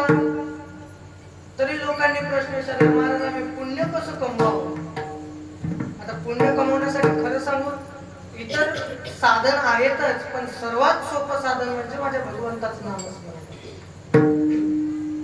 माझ्या भगवंताचं नामस्मरण दादा, अहो ज्यावेळेस छत्रपती सुद्धा लढायला जायचे ना, त्यावेळेस ते सुद्धा भगवंताचं नामस्मरण करून जायचे. काय ताकद असेल तर देवाच्या नामस्मरणामध्ये, की ज्या देवाचं नामस्मरण केल्यानंतर अफजल खानासारख्या मोठ्या भला धिपाड माणसाचा सुद्धा वध होतो, शाहिस्ता खानाची बोट सुद्धा कापली जातात. काय धन्यवाद. आणि खरं सांगू, पोटी जर मुलं जन्माला घालायची असेल ना बाहेर, तर छत्रपती सारखी, माऊली ज्ञानोबांसारखी, तुकोबांसारखी आणि नाही कोणासारखी झाली तरी चालेल, पण निर्व्यसनी मुलं नक्कीच आपली असली पाहिजे याची काळजी.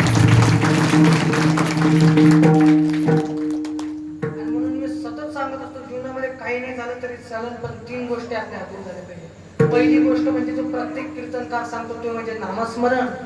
दुसरी गोष्ट म्हणजे आपल्या मुलांना व्यसनापासून दूर ठेवणं.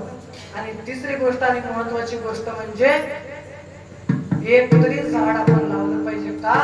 आज ग्लोबल वॉर्मिंग सुरू आहे, O3 क्रिएट होतोय, ठीक आहे, तुम्हाला बरेच जणांना कळेल नाही कळेल मला माहिती नाही, परंतु ओझोन लेअर ज्याला म्हणतात, ती लेअर आपल्या पृथ्वीला जितकी चांगली आहे तितकीच वाईटच आहे. कारण ती बाहेरून येणारा काही जे वाईट लाईट आहे, जे वाईट आपण काय म्हणू मराठीमध्ये त्याला, जसे सूर्याची किरण येतात तसे UV नावाची किरण आहे, ती किरण आपल्या पृथ्वीमध्ये आली की त्याचा प्रभाव वाईट होतो आणि त्याच्यामुळे आपल्या शरीरावरती जर ती रेष पडली तर आपण क्षणात राख होऊ इतकी भारी ती. आणि ती स्वतःच ओझोन नावाची एक लेअर म्हणजे एक थर तयार करते, जसे बाया आजकाल ते तोंडावर फाउंडेशनचा थर तयार करतात ना, बस तसाच पांढरा थर तयार करते. आणि ते थर जसा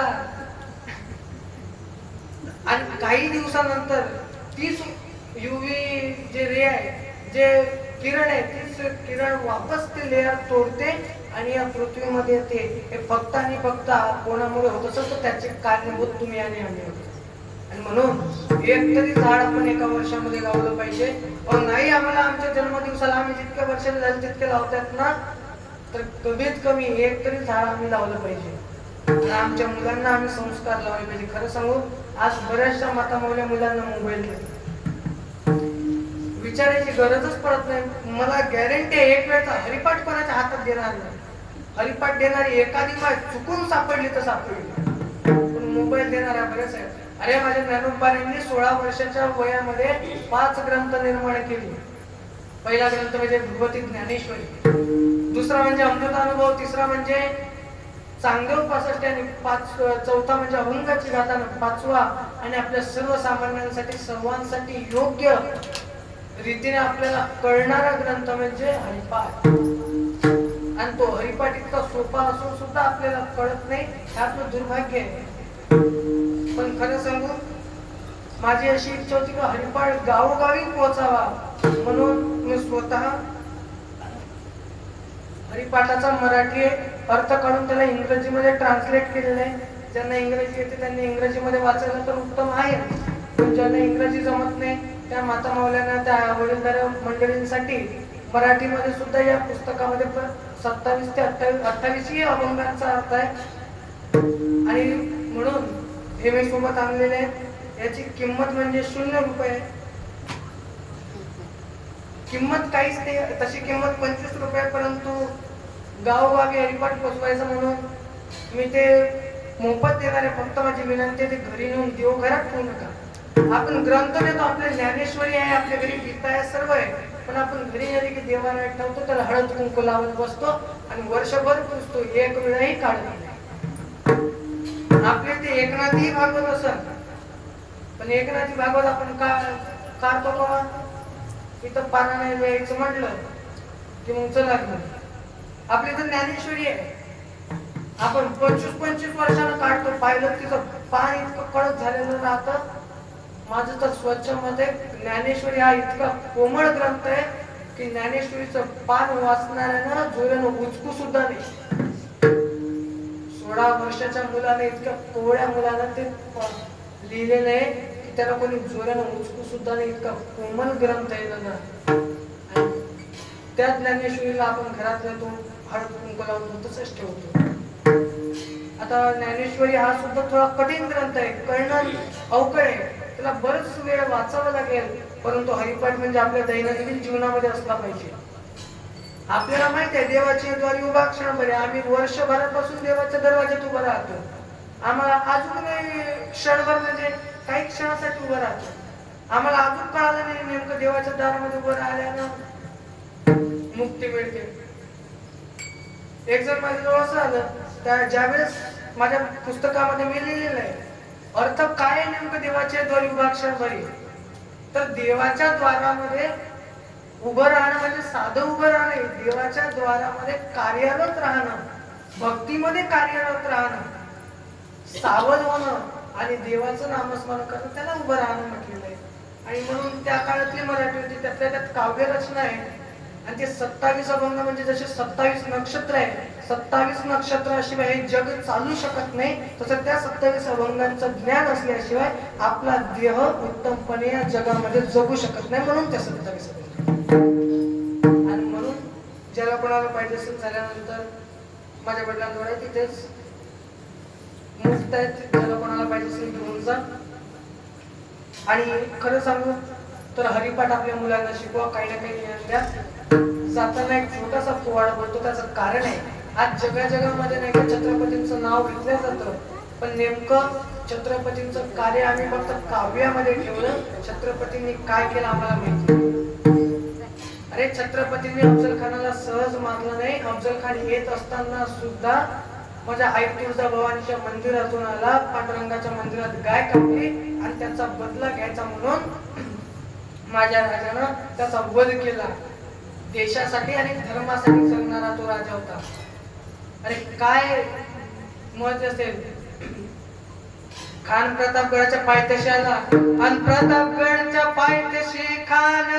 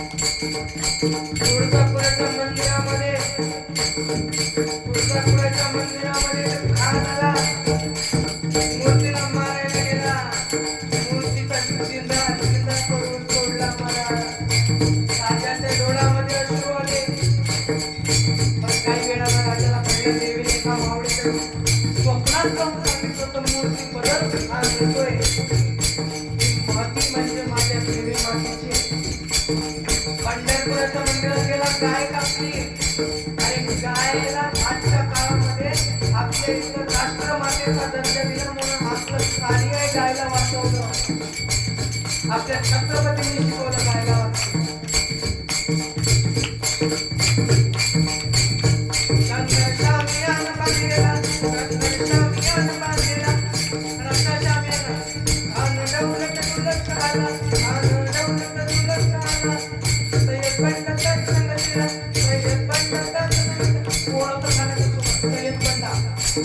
अरे इतका भारी सय्यद बंडा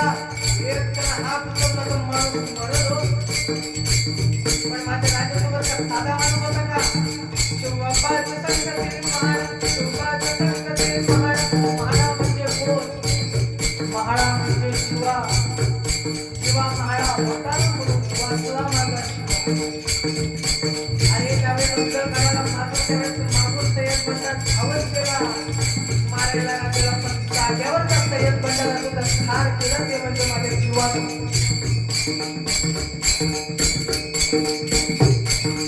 एक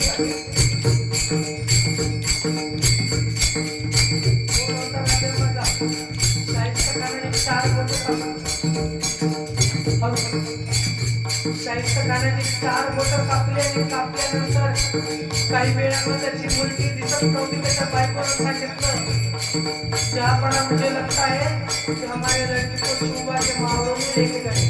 त्यावेळेस शाहिस्त खानाचं उत्तर होतं मैडम वो शिवा के मावड़े गए, उन्होंने अगर अपने बच्चे को ले गए होंगे ना तो उसके बाद भी वाक़ा नहीं होगा. इसकी गारंटी में लेता हुआ राजा था.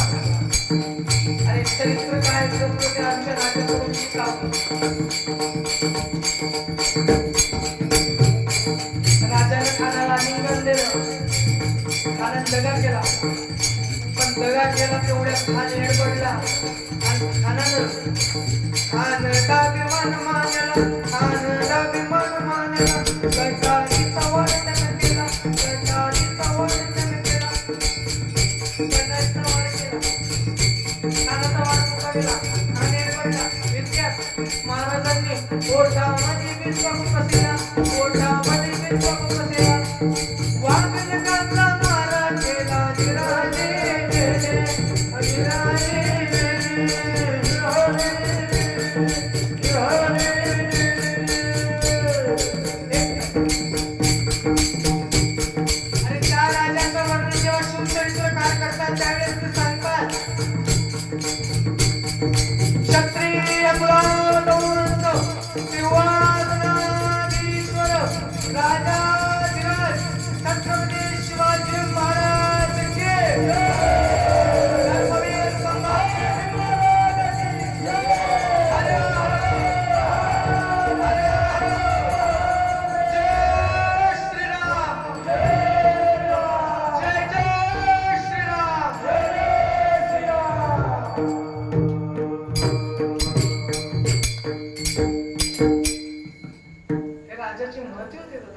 का सांगावं लागतं? अरे राजा का देव होता का? अरे माझा राजा देव जरी नसला तरी देवळातले देव त्या राजामुळे आपल्याला विसरता कामा नये.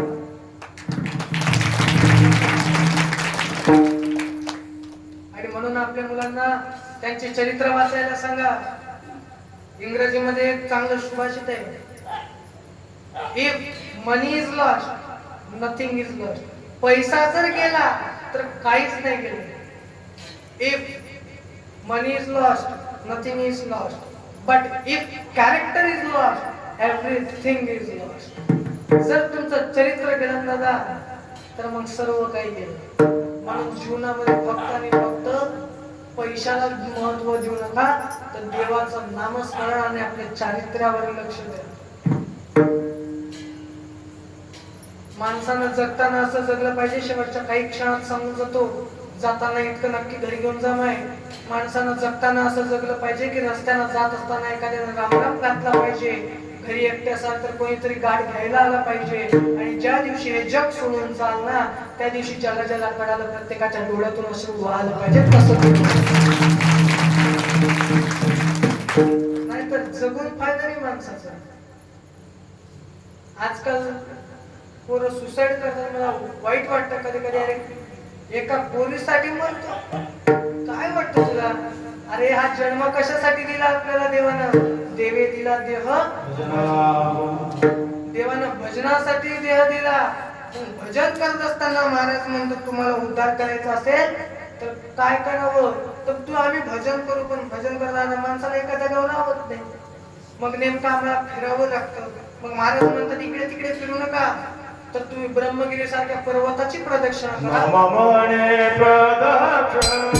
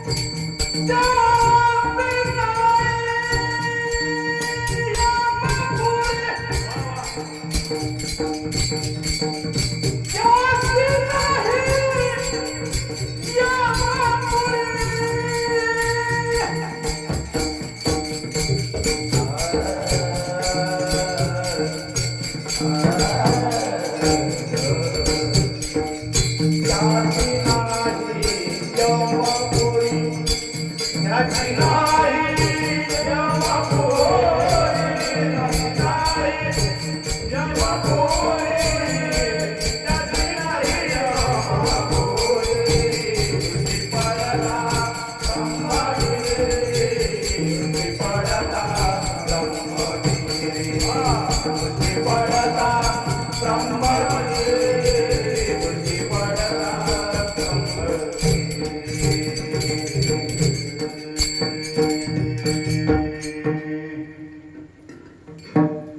काय वाजव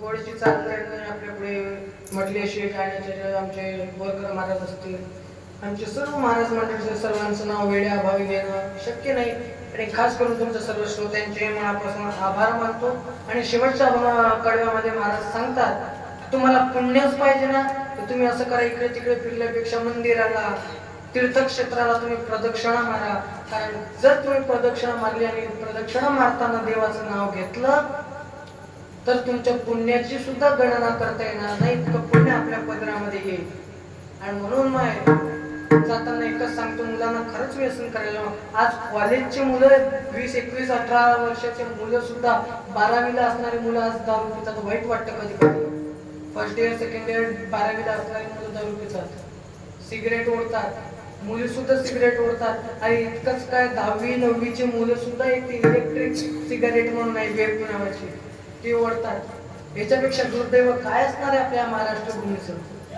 माझी विनंती खरंच व्यसनापासून लांब जा आज खरं सांगू आज मारवाडी समाज आणि जैन समाज खऱ्या अर्थानं सुखी जर कोण असेल ना तर तो समाज व्यसनामध्ये नाही म्हणून सुखी आहे आणि आपला मराठी माणूस आपली मराठी भाषा म्हणून दबत चाललेली आहे त्याचं कारण फक्त आणि फक्त आपण व्यसनाच्या आहारी चाललो आणि आपण आपले घर फोडीत चाललो म्हणून मायानं खरं सांगू नका उभं नवऱ्याला काही सांगू जसं तुमचे मायबाप आहे ना तसं त्यांच्याही मायबापांना वागवा इतकंच तुम्हाला सांगतो आणि देवाचं चिंतन खरंच सोडू नका कारण देवाच्या चिंतनानं कोणाचं भलं नाही वाल्याचा वाल्मिकी होतो शबरीच्या घरात सुद्धा देव जातो का तर फक्त आणि फक्त देवाचं चिंतन आणि ते सुद्धा सातत्यानं देवाचं चिंतन केल्यानं जी इच्छा असेल ना ती सर्व पूर्ण होते म्हणून देवाचं चिंतन करा माझ्याकडून काही चुकलं असेल तुम्हाला काही वाईट वाटलं असेल इंद्रजा भावामध्ये तर तुमचं लेख समजून मला माफ करा नवे तुम्ही करसालच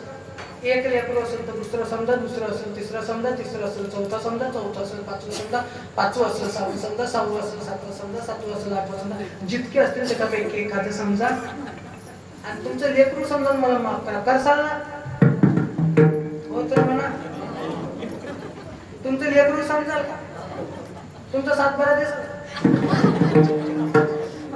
बाया मंदिर महाराज लई भारी आहे एक गावात असं बोललो मी म्हणलं माझ्या डोळ्याचं ऑपरेशन झालं माझं सायकलवरून पडल्यानंतर इथं लागलं म्हटलं भोव्याला तर भोव्याला लागलं तेव्हापासून ती पापणी काय जराशी खाली गेली तेव्हापासून मोठा दिसायनाच आपल्या चिल्लर दिसतच नुसतं नोटा दिसायला लागलं एक बाई मला काय म्हणली माहितीये का महाराज तुम्ही लगे पैसे मागायला लागले आता आम्ही तो प्रवचनामध्ये मी सहज बोलून घेतलं प्रवचनामध्ये आम्ही पैसे नाही आणले म्हणे मला म्हणलं काही हरकत नाही मी सोना चांदी बी घेतो विठाला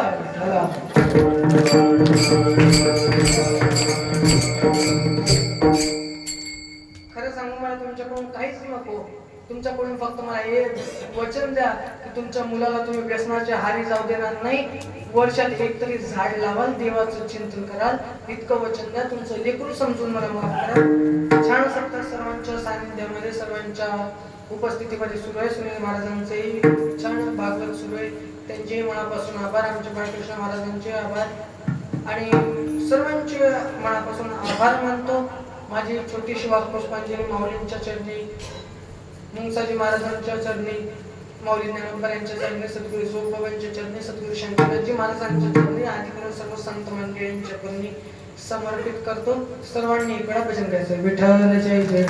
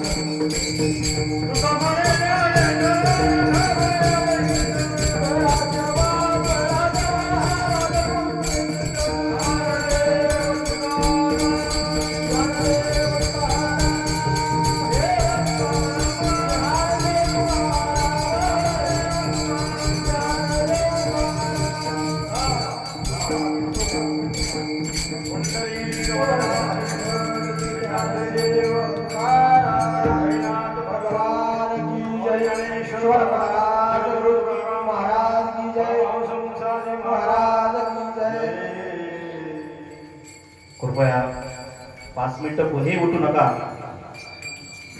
टाळकडी मंडळाने विनंती आहे, खाली बसा. आपल्या समोर हरिभक्तपरायण संस्कार महाराज लोढम यांनी असा उत्कृष्ट नामदेवरायाचा अभंग, वाचे म्हणता गंगा गंगा सकळ दोष जाई भंगा, उत्कृष्ट असा अभंग नामदेवरायाचा या ठिकाणी आपल्या सेवेच्या चिंतनासाठी आपल्या माऊलीच्या दरबारात मांडला.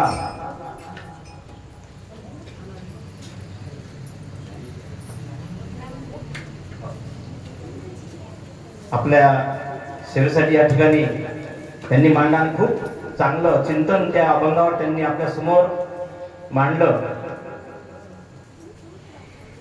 हरिभक्तपरायण संस्कार महाराज यांचा थोडक्यात परिचय असा. यांचे वडील ज्ञानदेवरावजी लोढम सर आजही ते मंगरुळपीर तालुक्यातील अंबापूर गावामध्ये शिक्षक आहेत आणि त्यांना एकच मुलगा, ते पण 15 वर्षाचा. संस्कार ज्यावेळेस हा संस्कार लहान होता त्यावेळेसच सरांना असं म्हणलं तर वाटतं समजलं सण याचं नाव संस्कारच द्यायचं. आज भागवतातनी सुद्धा आपल्या महाराजाच्या पहिल्याच सत्रामध्ये निघालं होतं की मुलावर संस्कार घडले पाहिजे. सर ग्रामगीतेची राष्ट्रसंत तुकडोजी महाराज उभे आहे.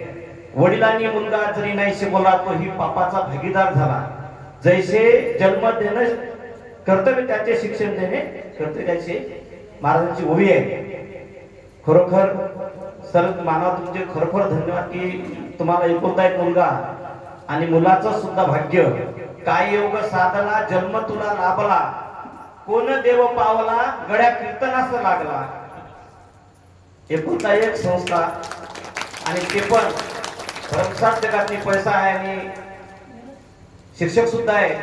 सरना असा विचार का केला नाही की बा एकुलता एक मुलगा त्यांना काही सर्व्हिस लावा, पण सरले समजून गेलं होतं पैसा धन कमावण्यापेक्षा संतती कमावायची आणि या मुलावर संस्कार द्यायचे. त्याचं नाव सुद्धा संस्कार ठेवलं आणि त्यांच्यावर संस्कार सुद्धा दिले.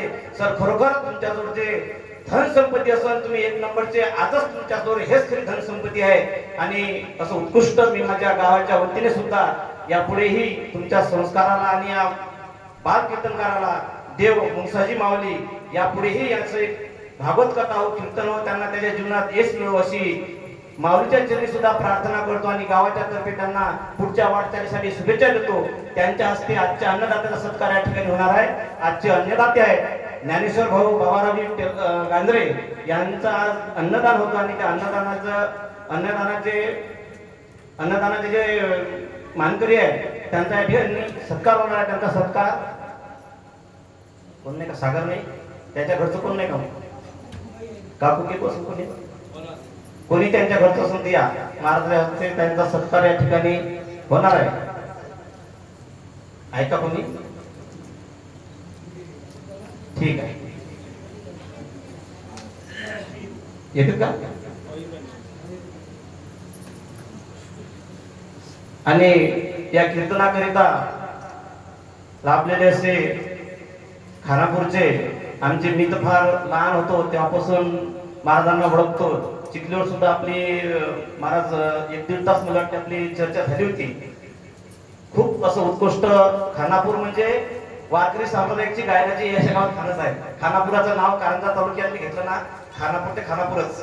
आणि त्यातून बाबाचं कार्य तर फार मोठं आहे. झोले बाबाच्या पालखीसोबत सुद्धा चिखलीपासून आणि पंढरपुरापर्यंत पूर्ण बाबाचं नियोजन असते आणि गायन सुद्धा खूप छान आहे. त्यांचा सुद्धा या ठिकाणी सत्कार होणार आहे. आपल्या गावामध्ये त्यांचे सुद्धा या कीर्तनाकरिता ते आले, त्यांचं सुद्धा मी गावकऱ्याच्या वतीने खूप आभार मानतो. आणि आजच्या अन्नदात्याचा सत्कार महाराज कीर्तनकार करतील अशी मी त्यांना विनंती करतो. आजचे अन्नदाते आहेत ज्ञानेश्वर बाबारावजी गांजरे यांनी समोर यावं आणि त्यांचा सत्कार त्यांनी स्वीकारावा अशी मी त्यांना विनंती करतो.